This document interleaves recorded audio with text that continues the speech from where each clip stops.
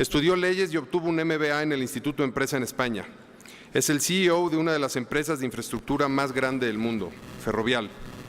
Entre los activos de Ferrovial destacan el aeropuerto de Heathrow de Londres, que mueve alrededor de 66 millones de pasajeros al año. Otro de sus activos importantes es la autopista ETR 406 de Toronto, donde circulan más de 114 millones de vehículos al año. Para que se den una idea, creo que la de más afluencia en México es la México-Pachuca con 20 y pico millones. Va a ser muy interesante lo que podamos aprender de Íñigo sobre cómo invertir en buenos activos de infraestructura y que nos dé su perspectiva como empresario español sobre la situación económica de Europa y de España. Íñigo, con enorme compromiso y generosidad, realiza este viaje especialmente para acompañarnos hoy y solo estará unas horas en nuestro país. Muchísimas gracias, Íñigo, y bienvenido a México y al BIF. Gracias.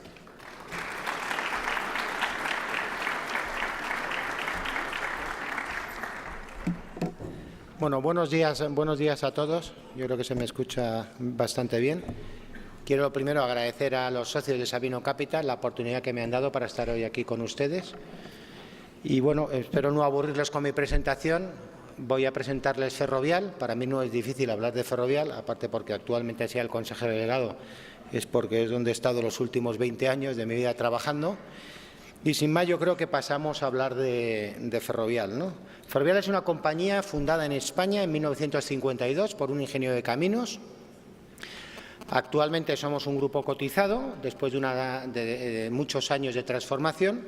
Pero resumiendo un poco nuestra historia, Ferrovial fue una constructora española hasta primeros de los años 90. Primeros de los años 90 se produce un cambio generacional y empieza a entrar la segunda generación de la familia del Pino a participar muy activamente en la gestión al más alto nivel, y es cuando el fundador nombra consejero delegado a Rafael del Pino y Calvo Sotelo, su hijo.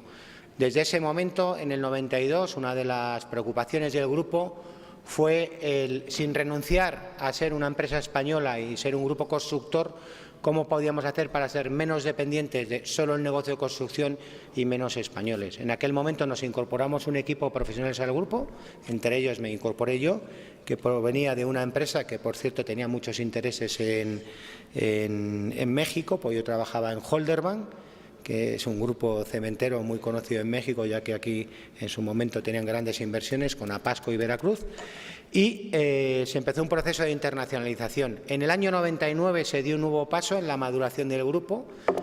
En ese momento se decidió pasar a ser un grupo cotizado en la Bolsa de Madrid, y actualmente seguimos cotizados y la familia del Pino sigue controlando el 45% de las acciones, lo cual nos hace que tengamos un free flow del 55%, ¿no? Bueno, ¿qué es Ferrovial a día de hoy, ¿no? Bueno, estamos considerados una de las grandes compañías de infraestructuras en el mundo. Yo creo que eso es un título demasiado ambicioso. Yo creo que hay grandes compañías de infraestructuras en el mundo, si bien es cierto que quizás nosotros hemos tenido mucha visibilidad porque en nuestra estrategia nos hemos intentado enfocar en economías muy desarrolladas y en activos muy reconocidos dentro del mundo de las infraestructuras. Como ha comentado Alejandro, pues es cierto que tenemos unas participaciones de control en el aeropuerto de Heathrow y además en otros 5 aeropuertos en el Reino Unido, y también tenemos una participación, somos los mayores accionistas de la autopista de Canadá, de la cual hablaré un poquito más adelante, que está considerando uno de los grandes paradigmas en el mundo de las infraestructuras, que es una autopista que el Gobierno de Ontario privatizó en el año 99. Somos un grupo industrial, seguimos queriendo ser un grupo industrial, tenemos 4 áreas de negocio: construcción, servicios, aeropuertos y autopistas, y hablaremos de ello ahora un poquito más adelante. Si bien es cierto que siendo un grupo industrial también somos inversores financieros en nuestros proyectos, dentro del tamaño de nuestro balance y de nuestras capacidades, pero nos gusta ser operadores en proyectos en los cuales también tengamos una participación relevante como inversores financieros. Tenemos una estrategia, dentro de ser un grupo industrial, bastante financiera.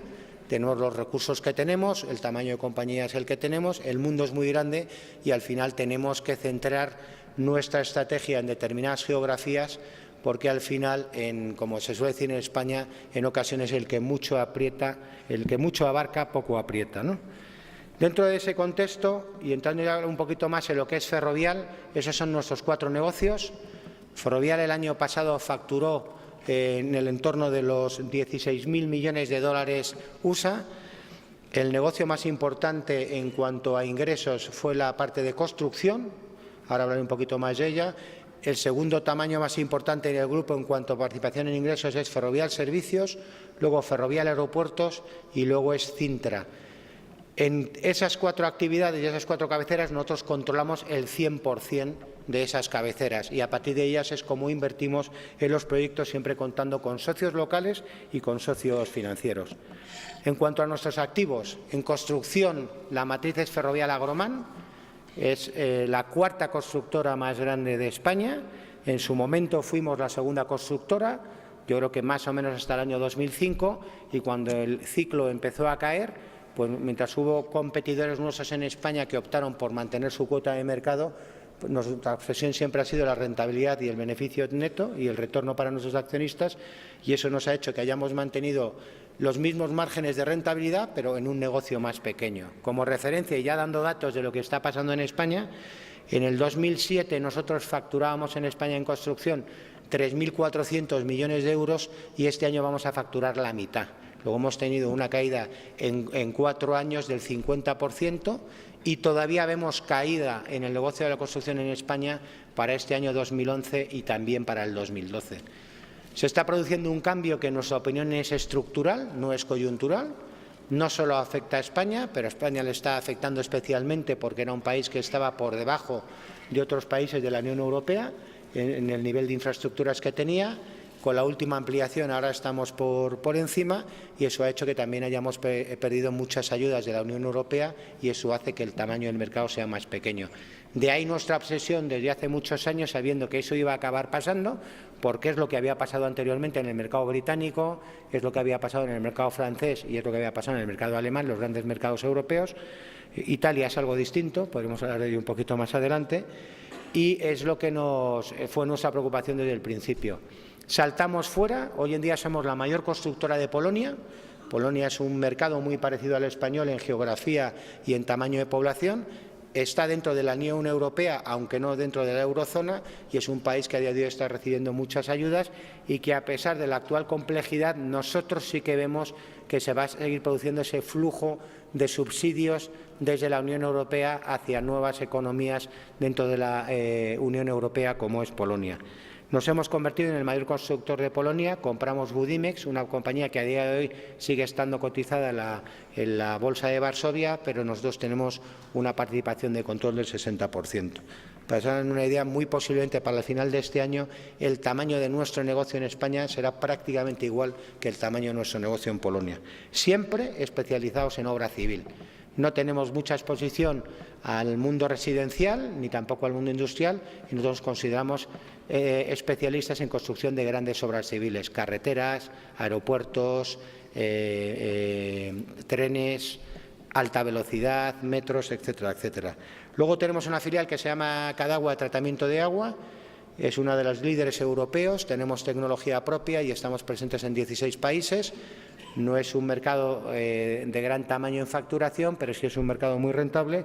Y luego también hace unos años, dentro de ese proceso de internacionalización en nuestro negocio de construcción, compramos una constructora en Texas que se llama Weber Construction Group, que controlamos 100%, y ello, más el éxito que lo hemos tenido a través de Cintra, pues nos hemos convertido en los últimos 3 años en el mayor grupo constructor del estado de Texas dentro de Estados Unidos.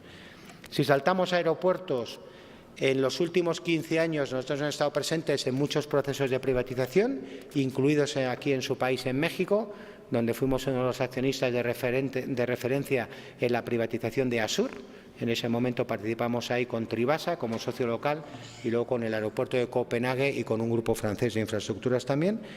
Hemos tenido participaciones importantes en Sídney, en Australia, en Bristol, en el Reino Unido, en Italia y en Chile. Y hoy en día estamos básicamente enfocados en el Reino Unido, que es el país que tiene el mayor grado de alcance en la privatización de su infraestructura aeroportuaria.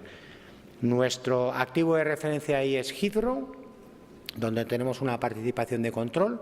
Aquí recordar además que somos propietarios de las infraestructuras. En el Reino Unido, que fueron muy agresivos en sus procesos de privatización, no han hecho contratos de concesión o contratos de lease a 99 años, sino que somos los propietarios, y ahí, por ejemplo, contamos como accionistas junto a nosotros con el Fondo Soberano del Gobierno de Singapur, con GIC, y con la Caja y con el gestor de fondos de planes de pensiones de Quebec, con CDPQ. Además, tenemos una participación minoritaria, todavía una concesión que ganamos hace 15 años, que es el aeropuerto de Cerro Moreno, Antofagasta, en el norte de Chile. En autopistas, ha comentado antes Alejandro, nuestra principal inversión con diferencia, y a día de hoy para la comunidad de analistas es en torno al 50% del valor de todo el grupo, es la autopista 407 en Canadá. Es un contrato por 99 años, que ganamos su privatización en mayo del año 99, y la verdad es que está teniendo un performance este activo absolutamente espectacular, no puedo escribirlo de otra manera. Tiene 230.000 tránsitos diarios y es una autopista totalmente electrónica, donde ningún usuario tiene que parar en ningún momento a pagar el peaje. Hay un sistema que tiene un TAC y nosotros le facturamos cada 7 o 14 días, y el que no tiene un TAC, hay una segunda barrera de cámaras de televisión, le hacemos una foto a su matrícula y somos capaces de identificar el conductor y mandarle a su casa la factura en los siguientes 7 días, ¿no? Y la verdad es que es un activo que a día de hoy para nosotros sigue siendo extraordinario y que estamos intentando replicar en nuevas geografías. Tenemos 4 proyectos en España, a día de hoy están sufriendo debido a la situación. Comentar siempre que a la hora de los tráficos en las autopistas, menos en los aeropuertos, hay una relación directa entre el Producto Interior Bruto de los países y cómo se comporta el tráfico de las autopistas. Tenemos 2 autopistas en Irlanda que, a pesar de la situación, están claramente teniendo un performance muy bueno, porque son autopistas nuevas y la alternativa libre de peaje es muy mala. Tenemos también 3 autopistas en Portugal donde no tenemos riesgo de tráfico, y como ejemplo de lo que está pasando en Europa, Portugal es un país que está teniendo problemas, pero está cumpliendo religiosamente con el calendario de pagos que a nosotros nos tiene que hacer como operadores de autopistas. Y luego también tenemos 2 proyectos, evidentemente, en Grecia que hemos parado debido a la situación que tenemos allí.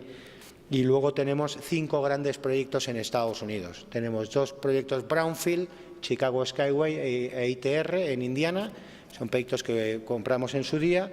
Y tenemos también luego 3 proyectos que estamos desarrollando ahora mismo en Texas, SH130, LBJ y NT. Estos 2 últimos proyectos, en cada uno de ellos estamos invirtiendo en torno a 2.000 millones de dólares USA.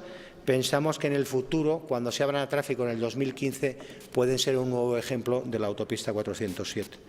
Y saltando al área de servicios, en el área de servicios tenemos básicamente 2 geografías, España y el Reino Unido, y ahí actuamos a través de esas 3 marcas. CESPA es nuestra empresa de residuos, Ferroser, que es nuestra compañía de Facility Management, que es el otro gran negocio, y luego Amey, que es una compañía británica, que es con la que hacemos operación y mantenimiento de infraestructuras donde nosotros no seamos los propietarios. Esta es nuestra visión del negocio. Tenemos 2 negocios claramente, que son servicios y construcción, que no son intensivos en necesidades de capital, generadores de beneficio, lo cual es importante a la hora de luego poder pagar dividendos a nuestros accionistas, y son 2 negocios que, como nosotros los tenemos planteados, son grandes generadores de caja. Tienen un peso relativo muy importante en el grupo, tanto a nivel de ingresos como a nivel de beneficio neto. Y luego tenemos los 2 en el mundo de la inversión, que son las autopistas y aeropuertos, con BAE y con Cintra. Son intensivos en capital, son proyectos de muy largo plazo, pero es donde de verdad está el valor intrínseco del grupo en el medio y en el largo plazo, como nos reconoce la comunidad de analistas, ¿no? En cuanto al tamaño, voy a ir ya muy rápido, lo he comentado antes. Estas son nuestras cifras del año 2010, donde tuvimos unos ingresos por encima de 17 billones de dólares americanos y una EBITDA de unos 3.500 millones de dólares americanos. Gran parte de ese EBITDA, el 70%, por encima del 70%, viene de nuestros proyectos de infraestructuras, tanto de carreteras como de los aeropuertos. A día de hoy tenemos más de 70.000 empleados dentro del grupo y un market cap del entorno de los 10.000 millones de dólares. Estamos considerados, según algunas revistas, como que somos el primer desarrollador de infraestructuras en el mundo, pero también reconozco que hay otras revistas que no nos reconocen a nosotros como el primer operador, sino a otros competidores nuestros y que son compañías también de un tamaño muy parecido al nuestro y también con una estrategia muy clara y muy buena y que nosotros tenemos mucho respeto. En este mundo que nos está tocando vivir ahora, en donde hay bastante volatilidad, nuestros dos activos principales, que son la 407 y el aeropuerto Heathrow, han demostrado un performance muy bueno. De hecho, como ven en esas cifras, en la primera parte de este año, los primeros 9 meses, la ETR 407 ha manejado una situación de tráfico estable con el menos 0,5%. Recordar que hay otras geografías en el mundo donde hay caídas, como es el caso de España, del más del 10% de los tráficos, y aún así con un crecimiento del EBITDA superior al 8%. Tenemos libertad para manejar las tarifas mientras manejamos un nivel de servicio de la autopista y eso nos hace ser muy optimistas de cara a los próximos años. En el caso del aeropuerto de Heathrow, crecimiento en tráfico del 6% este año. Es verdad que hay que tener en cuenta que el año pasado tuvimos algún impacto, como fue la crisis de la ceniza volcánica, que hizo que ahora estemos recogiendo un crecimiento mayor al previsible. Si descontásemos esos impactos, aún así el crecimiento del tráfico en Heathrow ahora mismo sería por encima del 2%, en un aeropuerto que Alejandro ha comentado que el año pasado manejó 66 millones de pasajeros en términos anuales y que este año va a llegar a los 69 millones de pasajeros, aunque es un activo que está llegando a su nivel de saturación. El crecimiento en el EBITDA del 18,8%. Y también prevemos que ese crecimiento se va a mantener por lo menos el año que viene y el siguiente. Y luego pues tenemos una estructura actual de tarifas dentro de que somos un activo regulados y la próxima vez que hay que revisar la regulación será en el 2014, que nos permite incrementar las tarifas RPI, que es un factor inglés algo superior a la inflación, más 7,5 puntos. Eso al final nos hace pues ser optimistas y en este caso, además, los dos activos están fuera de la economía del euro. Uno está en libras esterlinas y el otro está en dólares canadienses.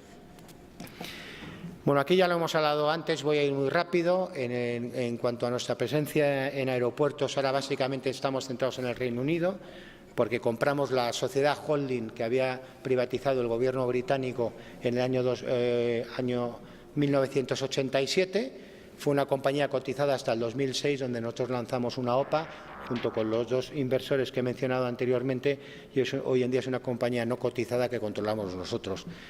Tiene un EBITDA en el 2010 de 1.272 millones de euros, que son unas cifras tremendas, y con un margen EBITDA del 45%, lo cual es muy habitual, teniendo en cuenta que estos proyectos de infraestructuras también tienen detrás unos proyectos de CAPEX muy importantes y, por tanto, a medio plazo, unas amortizaciones que tienen mucho peso en su cuenta de resultados. En cuanto a los tráficos y el EBITDA, pues lo he comentado antes. El gran valor dentro de los aeropuertos, siendo todos buenos, es Heathrow. Es un 60 y tantos % del tráfico y es más del 80% del EBITDA. En cuanto a nuestras autopistas, ya lo he comentado antes, estamos, como ven, muy centrados en Europa, no solo en la economía del euro, sino también en otros países fuera de la eurozona.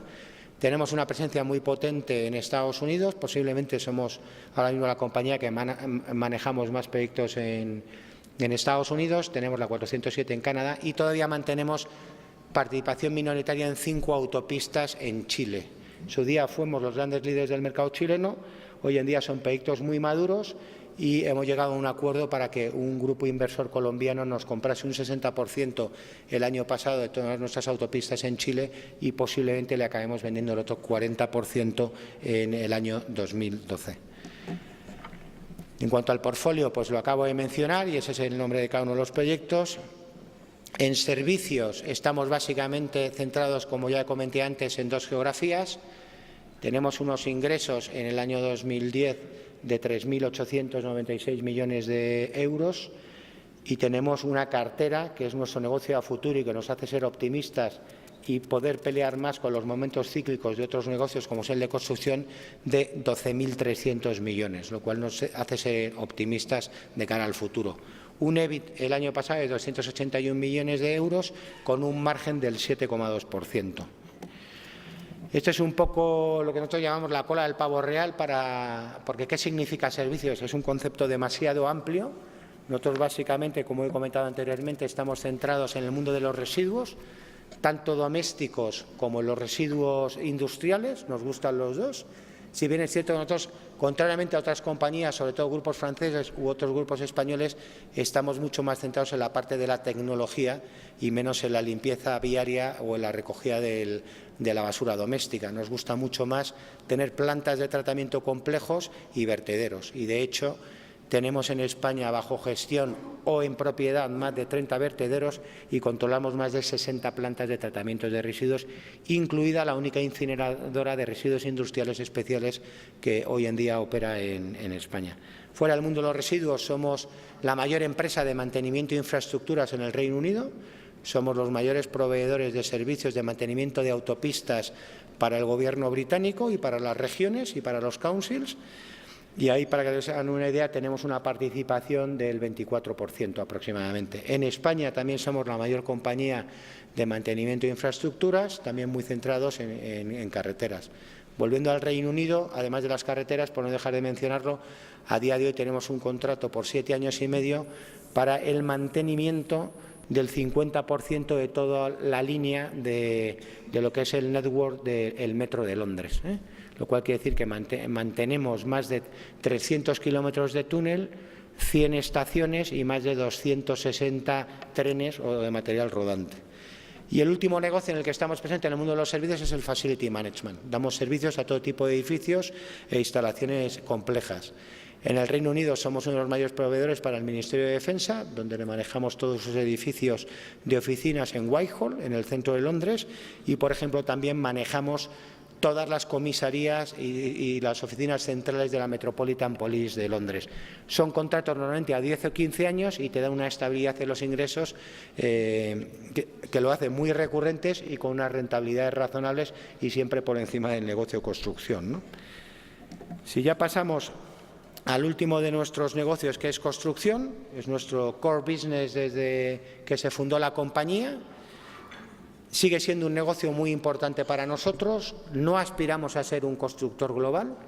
Nosotros preferimos concentrarnos en determinadas geografías, convertirnos en un constructor local y jugar dentro de eso. Eso nos hace que a día de hoy estemos concentrados básicamente en España, Polonia, Reino Unido y Estados Unidos. Y luego también tenemos cierto tamaño en Chile y ahora estamos volviendo a Colombia, donde estuvimos hace unos años y por distintas cuestiones pues aparcamos nuestro interés por Colombia por unos años, pero visto que ahora la situación en Colombia ha mejorado claramente, pues de hecho acabamos de ganar un primer contrato de 80 millones de dólares como puros constructores. En cualquier caso, de nuestra cartera que aparece ahí de 10.000 millones, para siempre es muy importante mencionar que estamos muy confortables con nuestro negocio de construcción porque más de la mitad de esa cartera es con nuestros propios proyectos de infraestructura. No estamos licitando contratos donde en función de las situaciones coyunturales de los mercados tienes que tomar muchos riesgos y ser mucho más agresivo, sino que gran parte de nuestro negocio de construcción viene detrás de nuestro negocio como desarrollo de infraestructuras. A día de hoy estamos construyendo la nueva terminal de Heathrow, se construyó la T5 cuando nosotros compramos el activo, ahora se está haciendo una nueva terminal en la parte este del aeropuerto y nosotros somos los contratistas de esa obra, que para hacer una idea tiene un presupuesto del entorno de los 2.000 millones de dólares. Y también en Texas tenemos 3 proyectos muy grandes ahora en construcción. Para hacer una idea, el tamaño de esos 3 contratos sumado en términos de construcción es del entorno de los 4.000 millones de dólares norteamericanos y dentro de ellos, en 2 de los proyectos estamos solos y en uno de ellos, porque fue nuestro proyecto allí, sí que estamos con un socio local, que es una compañía de construcción que se llama Zacri. En cuanto al tipo de nuestro trabajo, ya lo he mencionado antes, nosotros estamos básicamente especializados en obra civil. Tenemos muy poco en el mundo residencial una vez que nos salimos del negocio en el año 2006, antes de que empezase a caer. Y en cuanto a nuestra diversificación geográfica, pues como ven allí, más del 60% hoy en día del negocio lo tenemos fuera de nuestro mercado doméstico de España. ¿Cómo crear valor en nuestro caso? Bueno, nosotros tenemos una aproximación bastante financiera a los negocios, no porque yo no sea ingeniero de caminos, o ingeniero civil, que dicen ustedes, que no lo soy, pero sí que es cierto que para nosotros es muy importante la generación de caja que tengamos en todas nuestras actividades y luego teniendo en cuenta que nosotros donde vemos la creación de valor para nosotros es en desarrollar nuevos proyectos, al final son muy intensivos en capital y dentro de nuestras limitaciones de nuestro balance lo que sí tenemos es un plan continuo de ir rotando participaciones en los activos más maduros que tenemos. Son proyectos que ya hemos sacado de riesgo de construcción, que ya tienen un tráfico estable y, por tanto, vemos que hay mejores propietarios que nosotros para ese activo que le van a pedir una rentabilidad más baja de la que nosotros le pedimos a nuestro equity y, por tanto, pues ahí podemos monetizar y ganar dinero en esas desinversiones parciales, ¿no? Hemos tenido durante todos estos años una sólida posición en generación de caja. Los gráficos que aparecen con barras azules es nuestra generación de caja en los proyectos de infraestructuras. Somos básicamente desarrolladores, pero en cuanto podemos aprovechamos para exprimir los activos y subir todos los dividendos que se puedan o mediante refinanciaciones o cualquier mecánica en eso que ocurra, sacar dinero a esos proyectos que nos hacen poder seguir teniendo suficiente batería para ir a nuevos proyectos. Y luego, como comentaba nuestra estrategia, tenemos dos negocios en sentido mucho más recurrentes, mucho más estables y mucho más grandes en tamaño a la hora de generar caja, que son el negocio de construcción y servicios. Durante los últimos años, dentro del proceso de rotación de activos, y ahí tenemos los ejemplos más grandes, nosotros hemos sido capaces de realizar nuestros activos sin sufrir los grandes descuentos que se están produciendo en el mercado. Quizás el pico en valoración de este tipo de activos en general, no solo en Europa, fue en el año 2007 y ahí pues pueden ver ustedes cuál ha sido el performance de nuestras desinversiones y prácticamente en todas, mientras en otro tipo de negocios se han perdido pérdidas de valor que han podido llegar a ser del 25 o del 30%, como es el caso del negocio inmobiliario en España, del cual nosotros nos salimos. Este es un negocio mucho más estable, menos cíclico y en el cual esto demuestra que sigue habiendo mucho inversor dispuesto a entrar. Otro ejemplo es el valor de BA. Ahí tienen cuál ha sido la evolución de dónde estaba lo que el mercado percibía que era nuestra inversión en BA en mayo, que se valoraba en 800 millones de euros y nosotros la transacción que hemos hecho al final da un valor a nuestra inversión que allí hicimos en el año 2006 que está por encima de 2 veces lo que eran vamos a decir, el consenso de los analistas en el mercado, ¿no? Nosotros hemos manejado 17 billones en términos brutos de euros de inversión en los últimos 13 años y, sin embargo, debido a ese mecanismo de rotación de nuestros activos, hemos conseguido hacerlo prácticamente sin tener que llamar a nuestros accionistas a que nos hagan mayores inyecciones de capital y esa va a seguir siendo nuestra estrategia. Y mirando hacia adelante y para terminar, pues bueno, nosotros somos optimistas. Tenemos una exposición en nuestro portfolio de inversión bastante diversificado a la eurozona, a la libra esterlina, a los zlotys polacos y a los dólares Estados Unidos y canadienses y seguimos viendo oportunidades de crecimiento en ese mix que nosotros ahora mismo tenemos. Vemos crecimiento orgánico en todas nuestras actividades, en nuestros activos de infraestructuras, sobre todo, como he comentado antes, 407 y BA, son un hedge natural a la inflación y yo creo que es más que previsible que en prácticamente todas las economías desarrolladas la inflación va a seguir a unos niveles muy altos. Recordar, como ejemplo, que en el Reino Unido el RPI, en base al cual nosotros revisamos las tarifas, el pasado mes cerró en el 5,2%, cuando el Banco de Inglaterra pretende que ese dato se mueva a largo plazo en el 2,5%, luego está más del doble por encima. Vamos a seguir con nuestra política de rotación de activos que nos permita seguir invirtiendo en nuevos proyectos y, evidentemente, desde una posición que tenemos como grupo saneada, porque nosotros ahora mismo tenemos una deuda bruta a nivel corporativo de unos 1.000 millones de euros que está por debajo de 2 veces el EBITDA que tenemos, lo cual pensamos que es una hipótesis conservadora y nos sentimos muy cómodos, pero esa es la deuda bruta. En posición neta, ahora mismo a nivel corporativo, tenemos una caja positiva que está por encima de los 600 millones de euros. Por tanto, nos vemos que vamos a poder aprovechar mejor que otros competidores. Luego, liquidez hay, es más cara, lo que pasa es que es muy selectiva y solo quiere meterse en los proyectos muy rentables, ¿no? Buscamos una gran flexibilidad teniendo en cuenta, desde el punto de vista financiero, teniendo en cuenta la actual gran volatilidad que hay en los mercados de capitales. Eso no solo está afectando a la eurozona, nos está pasando también en las geografías donde estamos presentes fuera de la eurozona, y nuestra percepción es que eso además va a continuar durante un tiempo. Y después de eso, y por terminar, pues dentro de esa rotación de activos y demás, en determinadas ocasiones nosotros vemos mucho valor en nuestros activos que el mercado no nos reconoce, y por eso creemos que también es bueno en determinado momento rotar esos activos y que el mercado juzgue qué valor tienen, ¿no? Yo me quedo aquí, me he pasado un poco de los 25 minutos que me habían dado y entiendo, según me han comentado Alejandro y Paco, que dejo ahora un tiempo para las preguntas. Muchas gracias por su atención.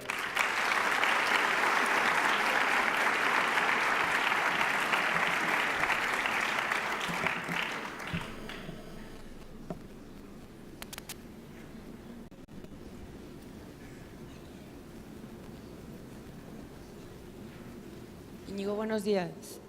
Yo quería preguntarte que, derivado de la actual crisis y de las posibles privatizaciones que se van a dar en los aeropuertos, si ustedes tienen pensado en el mediano plazo invertir o participar en específicamente los aeropuertos de Madrid y Barcelona. Bueno, sí, contesto rápidamente. Sí tenemos intención de participar en la privatización de los aeropuertos de Madrid y Barcelona, siempre y cuando las condiciones económicas sean razonables, ¿no?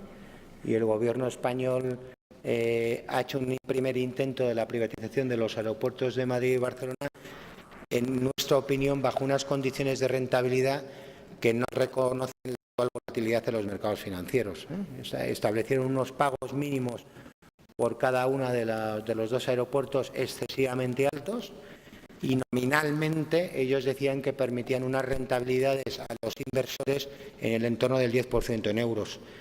En nuestra opinión, en los actuales mercados las rentabilidades tienen que estar claramente por encima de ese 10%.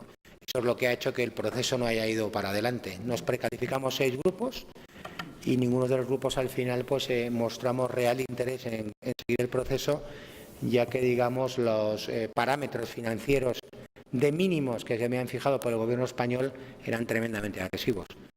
Volverán a salir, yo creo que eso es impepinable. Yo creo que en el sector de los aeropuertos va a haber oportunidades, no solo en Europa. O sea, gane quien gane las próximas elecciones generales en España, los dos partidos que opciones tienen, los dos defienden que hay que proceder con esa privatización. Incluso el Partido Conservador defiende privatizar más aeropuertos, no solo Madrid y Barcelona, sino también Palma de Mallorca, Málaga, Alicante, y son aeropuertos más pequeños, pero pueden ser muy atractivos desde el punto de vista de inversión. Y fuera de España, pues vienen de camino la privatización de todos los aeropuertos portugueses. Posiblemente el año que viene se privatizará el aeropuerto de Praga, en la República Checa.